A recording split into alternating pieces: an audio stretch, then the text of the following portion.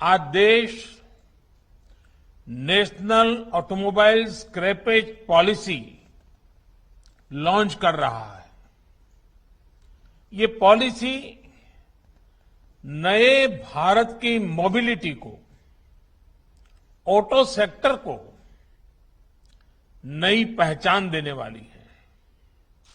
देश में vehicle population के मॉडर्नाइजेशन को, अनफिट व्हीकल्स को एक साइंटिफिक मैनर में सड़कों से हटाने में ये पॉलिसी बहुत बड़ी भूमिका निभाएगी। देश के करीब करीब हर नागरिक, हर इंडस्ट्री, हर क्षेत्र पर इससे सकारात्मक परिवर्तन आएगा। साथियों, आप सभी जानते हैं कि देश की अर्थव्यवस्था के लिए मोबिलिटी कितना बड़ा फैक्टर है।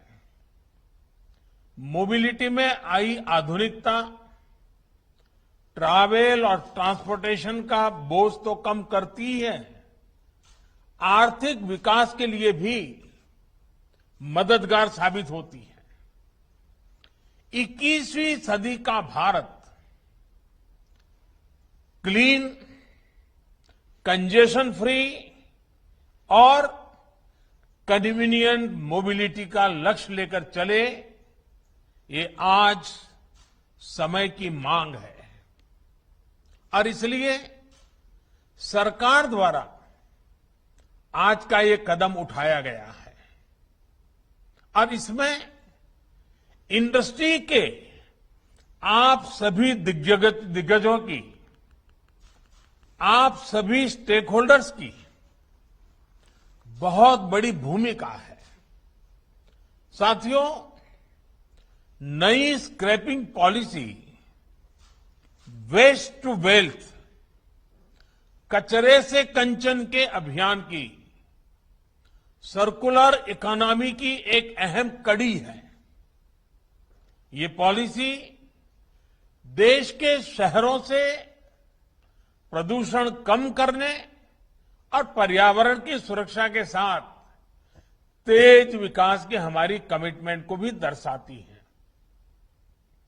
रीयूज, रिसाइकल और रिकवरी के सिद्धांत पर चलते हुए ये पॉलिसी ऑटो सेक्टर में, मेटल सेक्टर में देश की आत्मनिर्भरता को भी नई ऊर्जा देगी।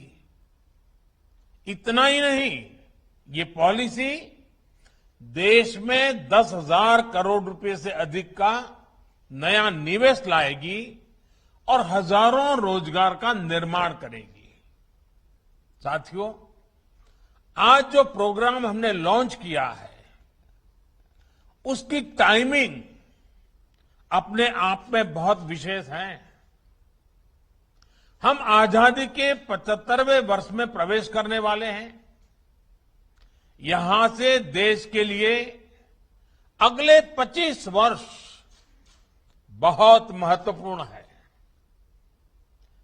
इन आने वाले 25 साल में हमारे कामकाज के तरीका, हमारे रोजमर्रा के जीवन, हमारे व्यापार कारोबार में अनेक अनेक परिवर्तन होने वाले हैं, होंगे ही। जिस तरह टेक्नोलॉजी बदल रही है, हमारी लाइफस्टाइल हो या फिर हमारी इकोनॉमी, दोनों में बहुत बदलाव होगा। इस परिवर्तन के बीच हमारे पर्यावरण, हमारी जमीन, हमारे संसाधन, हमारे रॉ मटेरियल, इन सभी की रक्षा भी उतनी ही जरूरी है। टेक्नोलॉजी को ड्राइव करने वाले रेयर अर्थ मेटल्स, जो आज ही रेयर है, लेकिन जो मेटल आज उपलब्ध है वो भी कब रेयर हो जाएंगे ये कहना मुश्किल है। भविष्य में हम टेक्नोलॉजी और इनोवेशन पर तो काम कर सकते हैं, लेकिन जो धरती माता से हमें संपदा मिलती है वो हमारे हाथ में नहीं है। इसलिए आज एक तरफ भारत डीप ओशन मिशन के माध्यम से नई संभावनाओं को तलाश रहा है, तो वहीं सर्कुलर इकोनॉमी को भी प्रोत्साहित कर रहा है। कोशिश ये है कि विकास को हम सस्टेनेबल बनाएं, एनवायरमेंट फ्रेंडली बनाएं। क्लाइमेट चेंज की चुनौतियां हम आए दिन अनुभव कर रहे हैं। इसलिए भारत को अपने हित में, अपने नागरिकों के हित में बड़े कदम उठाने जरूरी हैं। इसी सोच के साथ बीते सालों में एनर्जी सेक्टर में अभूतपूर्व काम हुआ है। सोलर और विंड पावर हो या फिर बायोफ्यूल, आज भारत दुनिया में अग्रणी देशों में शामिल हो रहा है। वेस्ट टू वेल्थ का एक बहुत बड़ा अभियान चलाया जा रहा है। इसको स्वच्छता से भी जोड़ा गया है और आत्मनिर्भरता से भी जोड़ा गया है। बल्कि आजकल तो हम सड़कों के निर्माण में वेस्ट का बड़ी मात्रा में उपयोग कर रहे हैं। सरकारी बिल्डिंग, गरीबों के लिए घर के निर्माण में भी रिसाइकलिंग को प्रोत्साहित किया जा रहा है। साथियों, ऐसे ही अनेक प्रयासों में आज ऑटोमोबाइल सेक्टर का नाम भी जुड़ गया है। इस पॉलिसी से सामान्य परिवारों को हर प्रकार से बहुत लाभ होगा।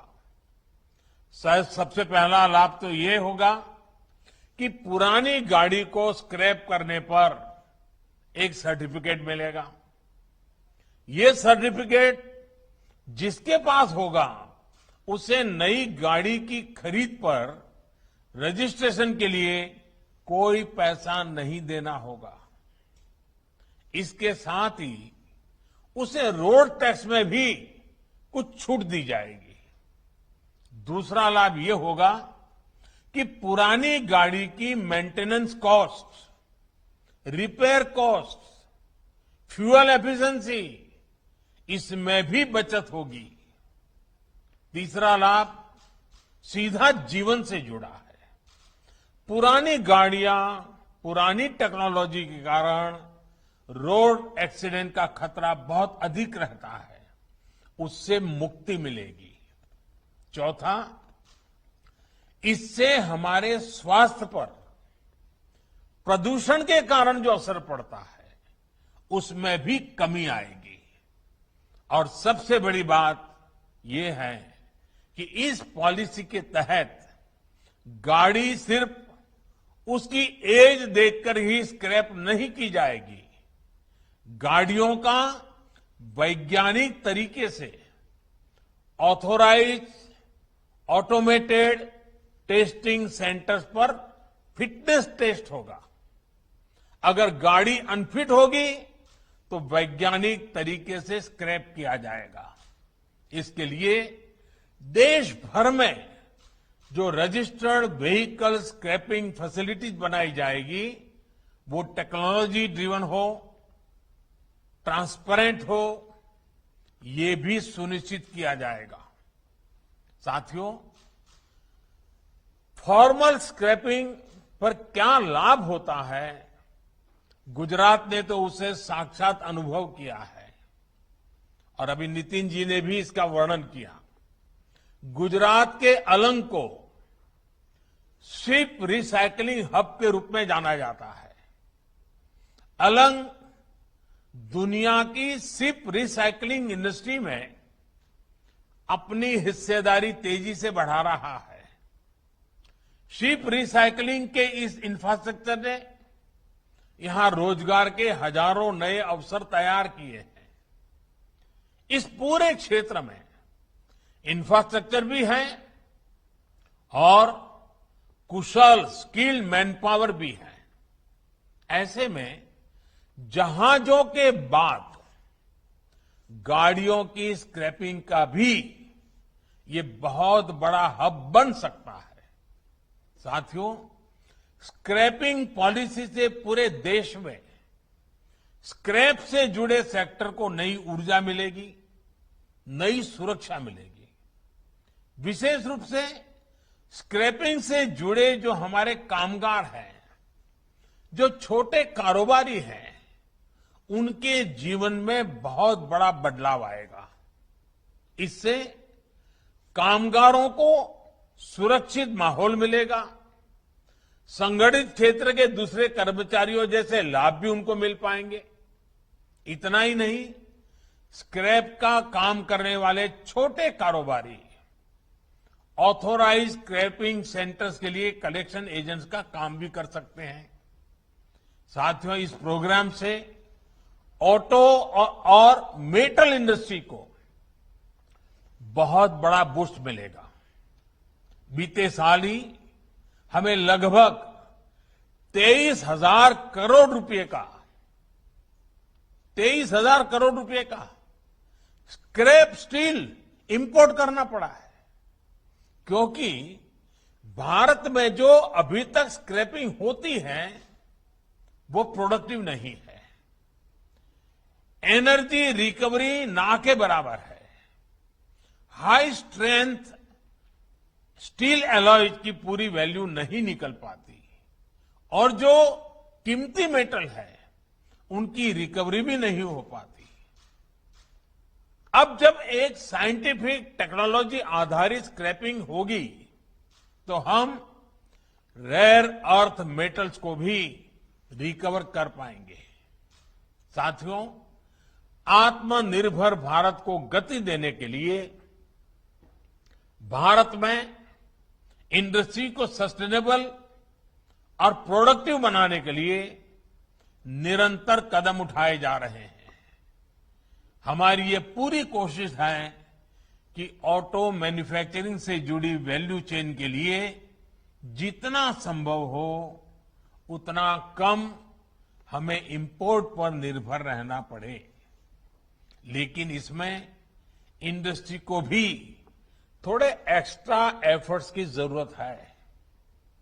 आने वाले 25 साल के लिए आपके पास भी आत्मनिर्भर भारत का एक स्पष्ट रोडमैप होना चाहिए। देश अब क्लीन, कंजेशन फ्री और कन्वीनियंट मोबिलिटी की तरफ बढ़ रहा है। इसलिए पुरानी अप्रोच और पुरानी प्रैक्टिसेस को बदलना ही होगा। आज भारत सेफ्टी और क्वालिटी के हिसाब से ग्लोबल स्टैंडर्ड्स अपने नागरिकों को देने के लिए प्रतिबद्ध है। BS4 से BS6 की तरफ सीधे ट्रांजिशन के पीछे यही सोच है। साथियों, देश में ग्रीन और क्लीन मोबिलिटी के लिए सरकार रिसर्च से लेकर इंफ्रास्ट्रक्चर तक हर स्तर पर व्यापक काम कर रही है। इथेनॉल हो, हाइड्रोजन फ्यूल हो या फिर इलेक्ट्रिक मोबिलिटी, सरकार की इन प्राथमिकताओं के साथ इंडस्ट्री की सक्रिय भागीदारी बहुत जरूरी है। R&D से लेकर इंफ्रास्ट्रक्चर तक इंडस्ट्री को अपनी हिस्सेदारी बढ़ानी होगी। इसके लिए जो भी मदद आपको चाहिए वो सरकार देने के लिए तैयार है। यहां से हमें अपनी पार्टनरशिप को नए लेवल पर ले जाना है। मुझे विश्वास है कि ये नया प्रोग्राम देशवासियों में भी और ऑटो सेक्टर में भी एक नई ऊर्जा भरेगा, नई गति लाएगा और नए विश्वास का संचार भी करेगा। आज के इस महत्वपूर्ण अवसर को मैं नहीं मानता हूं कि उद्योग जगत के लोग जाने देंगे। मैं नहीं मानता हूं कि पुरानी गाड़ियों को ढोने वाले लोग इस अवसर को जाने देंगे। ये अपने आप में एक बहुत बड़ा परिवर्तन का विश्वास लेकर के आई हुई ये व्यवस्था है। आज गुजरात में इस कार्यक्रम को लॉन्च किया गया है, इस पॉलिसी को लॉन्च किया गया है। और गुजरात का तो वैसे भी और हमारे देश में भी सर्कुलर इकोनॉमी शब्द नया आया होगा, लेकिन हम लोग तो जानते हैं कि अगर कपड़े पुराने होते हैं तो हमारे घरों में दादी माँ उसमें से ओढ़ने के लिए रजाई बना देती हैं। फिर रजाई भी पूरी हो जाती है, पुरानी हो जाती है, तो उसको भी फाड़ तोड़ करके कचरा पोता के लिए उसका उपयोग करते हैं। यानी रिसाइकलिंग क्या कहते हैं, सर्कुलर इकोनॉमी क्या कहते हैं, वो भारत के जीवन में नई नहीं है। हमें बस वैज्ञानिक तरीके से इसको आगे बढ़ाना है, और वैज्ञानिक तरीके से आगे बढ़ाएंगे तो मुझे विश्वास है कि कचरे में से कंचन बनाने के इस अभियान में हर कोई शरीक होगा और हम भी और नई नई चीजें आविष्कार करने की दिशा में सफल होंगे। मैं फिर एक बार आप सबको बहुत बहुत शुभकामनाएं देता हूं। बहुत बहुत धन्यवाद।